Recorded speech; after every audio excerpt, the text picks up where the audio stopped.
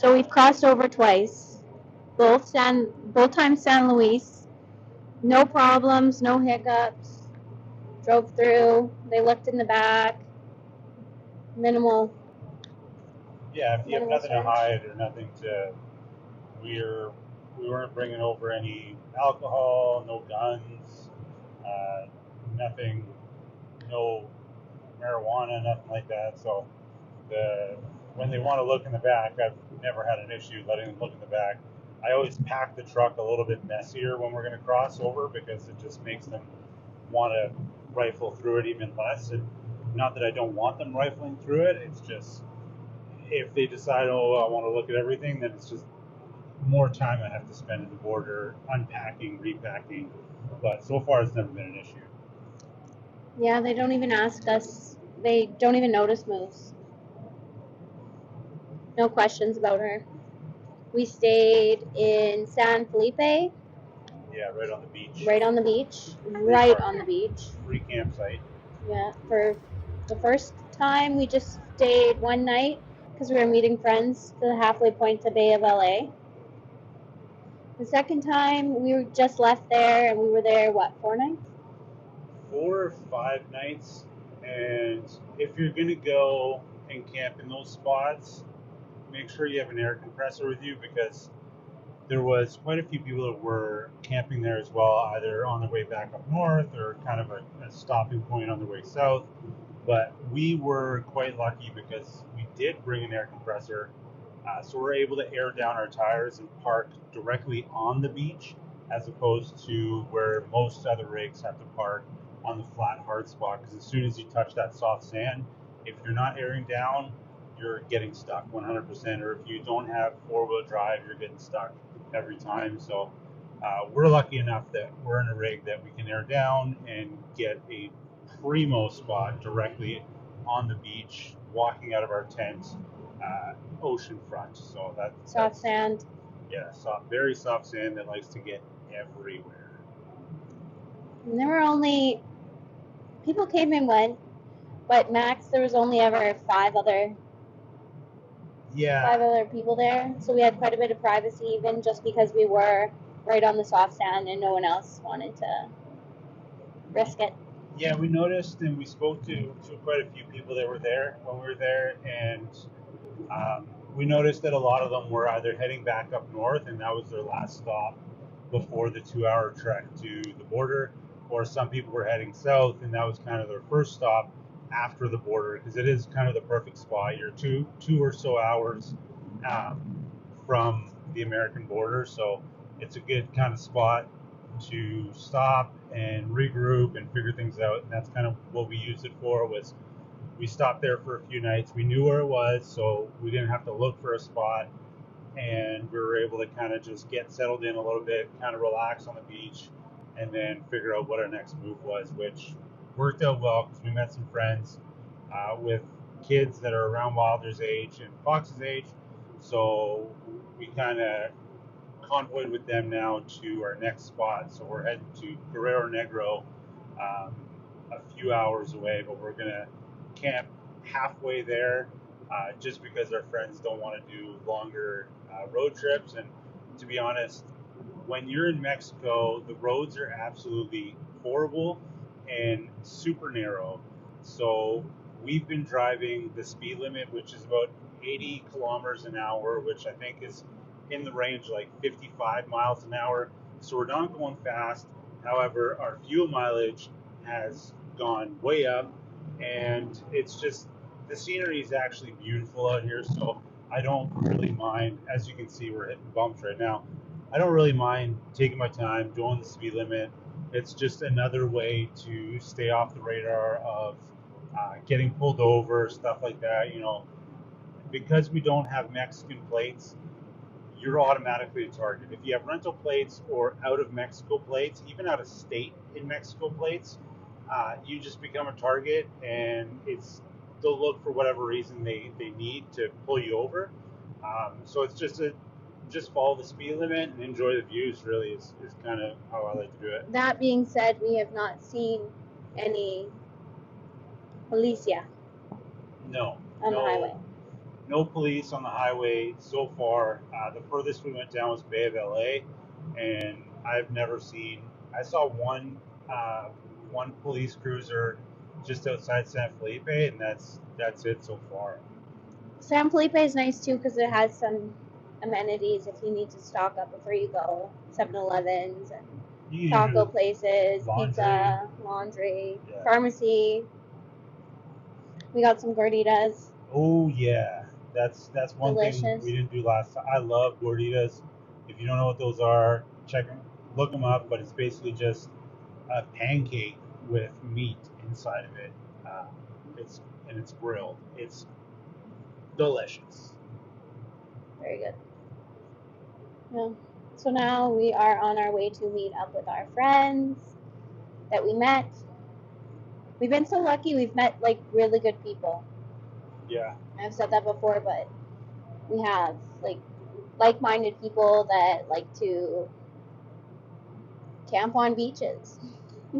Yeah. Well, I mean, for the most part, people that you're gonna meet down here, um, I would say that 90% of the people doing what we're doing are full timers, or they're on these trips for months at a time. So it's pretty easy to find people that are kind of all into the same thing we're doing, and especially when we find people with kids, it just makes us want to spend more time around them because then our kids get to have some fun. Yeah, that's probably been the. Oh my god, these people are bikers. Cool, right on the corner, perfect spot for that. That's probably been the hardest part of this is finding lots of single people, lots of couples with no children, lots of retirees. There hasn't been as many couples with kids. So we were super pumped when we met these people from Utah, and they had 4 and 2-year-old boys. Yeah, They get it. they're new full timers. You can check them out. It's Backcountry RV is their Instagram handle. That's Backcountry RV. I'm like 99% sure. I might have to double check that. But yeah, it's always a huge bonus finding kids that our kids can play with. Yeah. So another challenge has been the wind on the beach. But it's been daytime wind, so in the evenings and in the mornings and throughout the night, we haven't had any wind so far at any time in our camping, which has been great. We've got to a few spots. Bay of LA, we thought we were going to get nailed with the wind, but we got super lucky and there was no nighttime winds. The last couple days in San Felipe, there was a lot of wind, but not at nighttime, in the morning and in the evening. So and that was nice. It's bearable. Yeah, it hasn't been anything like Craigie Creek was in Lake Havasu. That was just gnarly wind that really made it hard. Well, that was like a storm. That was like a wind storm. Yeah. This is just ocean breeze. I think it's pretty breeze. standard. It would be nice though to find a solution for it. Yeah, I think a solution for it are hard walls. Yes. Not a soft shell tent. But another challenge I find is with the sand. It gets everywhere. It's a huge pain. I've never been a fan of sand on my feet and skin. Kind of, it just doesn't feel good. I'm sure I don't think anybody likes sand stuck to their skin. Yeah, walking in sand is one thing, but when it starts sticking, yeah, I don't like it. No, that's a sensory issue. Yeah, that makes sense. Like sandpaper. Food wise, it's been good. Aaliyah is ahead of the ball on that one, and she stocks up as if we have a full size pantry before we leave the U.S. So thus far, we still have a ton of food. We don't really need to hit a grocery store yet because we do know that grocery stores in Mexico are not I'm really the best. dreading it. I'm dreading it because there's already the language barrier, and a lot of times they don't put prices on it because they want to charge different prices per different person. there is a gringo price usually. It's just, it gives me anxiety. It's frustrating. I don't know the brands. It's harder. It's unless you That's so weird. a bunch of bugs. Unless you cook Mexican all the time, which Yeah. I mean, Well, they handle their food differently as well. Like a lot of the milk will be on the shelves. The eggs don't get refrigerated, which I like. I'd rather. Um, but some grocery stores they just have fold-out tables in the back full of meat, like raw meat, in the air, and it's just very. They have gloves on that you just put a glove on and then load up your bag. It's weird. Um, it's very different. It's very different, and if you're not used to it, it's very off-putting. I think. well, living in Mexico for 2 years, I never once bought the meat No. in the middle of the aisle. Yeah. And I'm sure it's fine. Obviously, they're not getting sick. They're eating it. Someone has to eat it because it keeps showing up in the middle of the aisle. Yeah. But water-wise, the only downside when you get water here is that it's not like the U.S. where you have those water vending machines outside of stores and stuff that well, I'd say but I trust it when it says it's filtered water, reverse osmosis water, whatever. Here they'll tell you that it is, but we still choose to any water that we fill up here in Mexico will run through the Grail, just for better safe than sorry kind of scenario. Um, You really just don't know. And yeah. clean water is so important. What I don't know. What are some other like takeaways from Mexico so far? We had me and Wilder went on the beach and we pulled out some clams out of the ocean. That was pretty cool. We ate those yesterday. We purged them for 24 hours in clean seawater to get all the mud and the gunk out of them. And then we steamed them and then seared them, and they were delicious. Mm-hmm. Put them on some crackers, and I wish we would have got more because I could definitely eat a ton of those. They were quite delicious. And like a million sand dollars. Yeah, sand dollars everywhere. We haven't seen starfish or the live sand dollars. We've seen starfish in Bay of LA. But like San Felipe, is not sand San dollars Felipe. everywhere. Yeah, just little tiny fish and sand dollars. But not live sand dollars though. We've never seen a live sand dollar. No, just the exoskeleton of the sand dollar, which is still pretty cool, and something that most people don't get to see very often.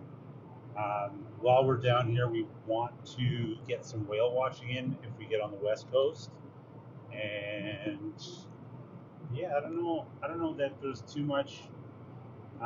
We got to do some laundry. We haven't done laundry down here yet, so we got to figure that out. I think a lot of places, it's not a laundry mat, it's a laundry service. So you drop your laundry off, you come back, it's folded and dry. Wash, folded, dry, versus going to the actual laundry mat. Which is whatever. We just haven't done it yet. Yeah. We aren't 100% sure what our time frame down here is going to be, how long we're going to stay before we head north again. But I mean, the weather's fantastic. The views are incredible. I'm staring at this beautiful, deep blue colored ocean. I don't know. There's a lot more mountains in Baja than I thought. I didn't think it would have the elevation it does, so that's a bit of a surprise. But yeah, I definitely am enjoying our time down here. The gas price is a little high, but that's not the end of the world. Our dollar sucks, but it sucks everywhere. Our dollar does suck. But yeah, it's a pretty incredible place. And I mean, we have our own struggles because we live in a tent. We have two small boys, but it's just we'd have the same struggles if we were doing this in Canada or the U.S. But here we get to do it in there's a bump, in some super nice weather. And yeah, we're having a good time, I think, so far. Yeah, I think we're all enjoying ourselves. The boys are having fun. Mm-hmm. Fox is terrified of beetles. He found a beetle by accident the other day, and we thought it bit him from the reaction he did, which was hilarious because we haven't really found anything he's scared of yet. So that was quite. He's terrified of them. Terrified. Yeah, we had a good laugh on that one. Which isn't nice, but I've never known him to be scared of anything. He's a pretty fearless little guy, and then you show him the beetle, and it's just like panic. Full panic. Yeah. And we did happen upon a scorpion. Yeah. The one night we were in San Felipe, but we haven't seen any other ones. Which I'm fine with. I don't need to see them. What's up, dude?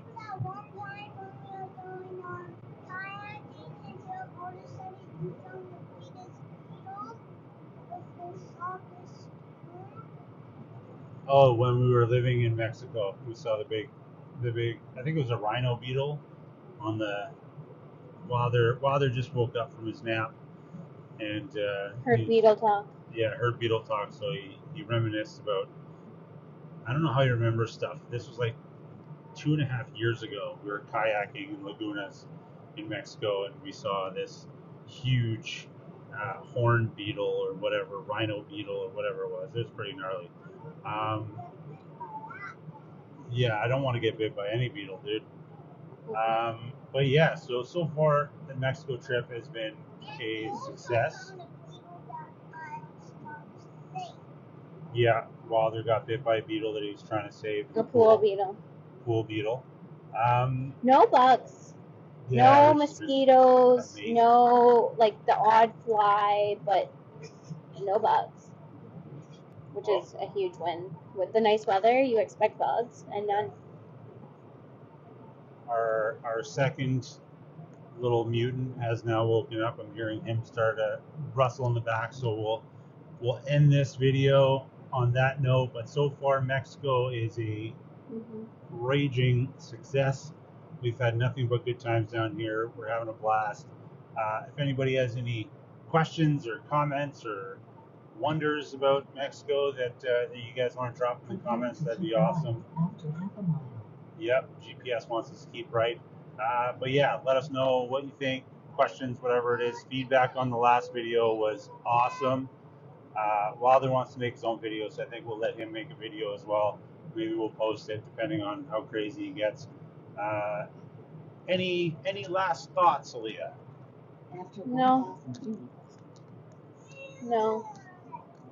All right. Well, that is that for the second travel vlog with the Do4s and Overland Actual. Thank you everybody who watched our first one. Thanks everybody who's still watching this one. Yeah, we love you guys, and we'll keep making some videos and getting better as we go. All right.